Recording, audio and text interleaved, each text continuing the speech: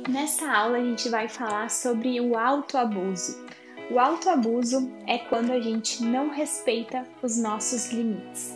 O autoabuso é também quando a gente não atende às nossas necessidades emocionais, né? Ou também às nossas necessidades físicas, como por exemplo, sono, comida, água, né? Descanso. Então, é sobre isso que a gente vai falar nessa aula.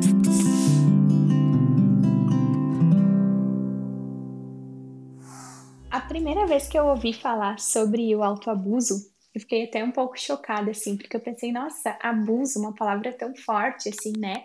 E aí, autoabuso, né? A gente mesmo tá se abusando, né? O abuso, ele é aquilo que em alguma medida seria tolerado, mas que quando passa do ponto fica intolerável, né? Fica, assim, realmente prejudicial.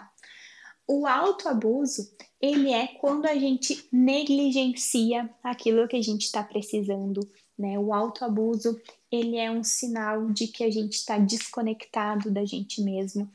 O autoabuso, ele é aquilo que se fosse outra pessoa que fizesse pra a gente não suportaria, né? Com certeza a gente tomaria aí algumas medidas. E aí pra gente se dar conta do quanto é prejudicial quando a gente não conhece isso ou quando a gente não está atento às nossas ações, né? Mais autoabusivas. Deixa eu dar alguns exemplos então do que pode ser um autoabuso.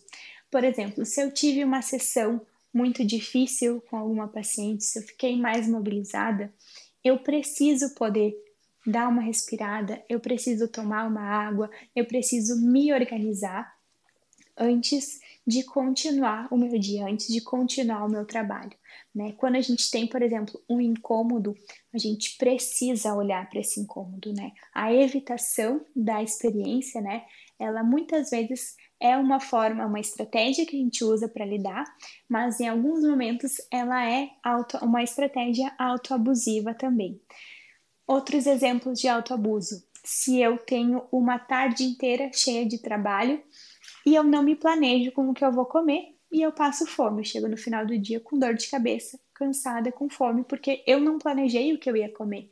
Eu não estava atenta a precisar de alimento, né? Uma coisa tão simples. Ou, por exemplo, quando a gente fica segurando o xixi, quando a gente não dorme direito, quando a gente não se preocupa em estar com numa estrutura confortável, né? Isso tudo são formas de autoabuso, formas simples, mas que a gente precisa estar muito atento aí, porque num final, quando a gente vai agrupando aí privações, né, ao longo de um dia, de umas semanas, é muito fácil a gente chegar numa sobrecarga, é muito fácil a gente chegar num esgotamento mental, né? Então é muito importante que a gente esteja consciente dessas situações pontuais no nosso dia que vão aí sinalizar altos abusos. Outro aspecto do autoabuso é quando a gente não coloca limites saudáveis nas nossas relações e a gente permite que a outra pessoa vá invadindo os nossos limites, né? Essa questão de o outro invadir os nossos limites não necessariamente é algo grotesco, grosseiro, né? Muitas vezes o outro está nos questionando, está nos perguntando gentilmente se a gente está de acordo com algo e às vezes a gente não está de acordo e faz mesmo assim só para agradar, né? Quando isso vai tomando uma proporção maior e a gente vai se negligenciando, a gente vai esquecendo que a gente também tem direitos, também tem vontades e vai passando aí para um modo mais passivo, né? A gente vai se colocando em situações também, de novo, autoabusivas, né? Então a gente dá limites para o outro também é uma forma de a gente poder não se autoabusar, porque a gente precisa poder pontuar, né, para as pessoas da nossa relação que muitas vezes elas estão aí invadindo limites, elas estão passando do ponto. Só que por que é a nossa responsabilidade e por que isso é autoabusivo? Porque é o nosso compromisso poder sinalizar quando o outro está invadindo um limite nosso. Os outros muitas vezes podem estar atentos, podem ter sensibilidade para perceber isso, mas só a gente vai poder dizer: olha, até aqui tá bom, daqui para frente fica demais para mim, ou essa situação eu consigo tolerar, já essa daqui fica muito sofrida para mim, né? Isso aqui eu não tô afim, ou isso aqui me deixa triste, isso daqui é demais para mim, é muita pressão, ou é muito difícil, é muito sofrido. Então a gente precisa, responsabilidade nossa, poder estar atento aí e sinalizar para os outros quando esses limites são rompidos, né? E se terminando então essa aula, nós temos mais 2 pontos para considerar aí na nossa evitação do autoabuso, para que a gente não caia no autoabuso. Um desses pontos é a gente poder rejeitar então a autocrítica excessiva e a autocobrança excessiva, né, que a gente tem aí a capacidade, então, de silenciar esse crítico interno, que a gente tem a capacidade de não se pressionar fora de limites adequados, né, fora de limites saudáveis. E o segundo e último ponto é que a gente possa estabelecer limites, estabelecer metas saudáveis e de formas afetuosas e assertivas com a gente mesmo. Então, por exemplo, né, a gente pode se dizer: eu não sei lidar com esse problema agora, mas eu sei que eu fiz o que eu pude até aqui, né? Que a gente possa estabelecer aí formas carinhosas para falar com a gente quando a gente chega em algum limite, quando a gente tá vendo ali que não consegue mais dar aquele passo, que a gente precisa descansar ou que a gente precisa mudar o rumo, né? E aí lidar com os imprevistos da vida, que a gente possa se organizar de forma compassiva, né, de forma afetuosa com a gente mesmo, para que a gente não caia aí no autoabuso.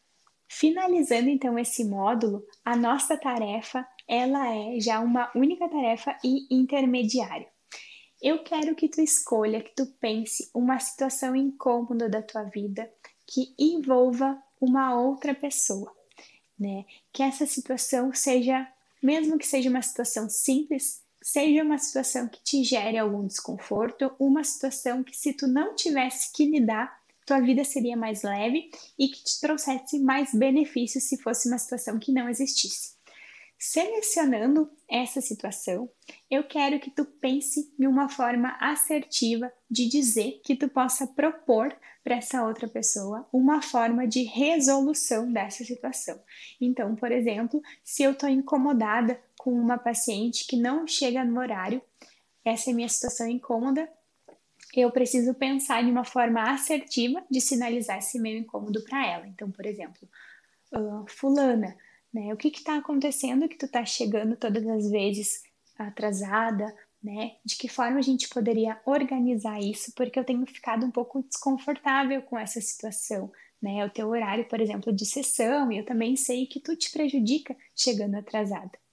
E aí o terceiro passo, então, da nossa tarefa é, depois de ter pensado aí nesse trecho, né, de como falar, que a gente realmente parta para a ação e comunique isso para essa pessoa. Lembrando que a gente não precisa que o outro aprove, que o outro goste, mas o importante é a gente poder entender, né, a gente poder pensar aí na situação de desconforto, pensar na forma assertiva e treinar, colocar isso em prática, que é a prática que vai fazendo com que a gente primeiro se valide, né, nos nossos incômodos e depois que a gente exercite aí nossa assertividade. Além dessa tarefa, eu quero sugerir 2 cartões de enfrentamento que também são do livro do Jeffrey Young, o livro Reinvente Sua Vida. Eu vou ler eles aqui porque eu dei uma adaptadinha neles e vou deixar também aqui no material dessa aula. São formas que a gente tem para colocar mais a nossa assertividade e os nossos limites na relação.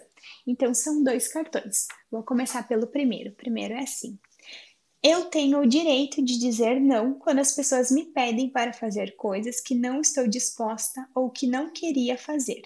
Se eu disser sim, só ficarei com raiva da pessoa e de mim mesma. Eu posso viver com a culpa de dizer não, mesmo que eu cause à pessoa um pouco de dor. Isso é apenas temporário. As pessoas irão me respeitar se eu disser não a elas, e eu irei me respeitar. E o segundo é assim: o que eu quero é importante. Eu mereço ser tratado com respeito. Eu não posso permitir que ninguém me trate mal. eu mereço mais do que isso. Eu posso enfrentar isso, posso calmamente exigir respeito ou qualquer discussão estará acabada.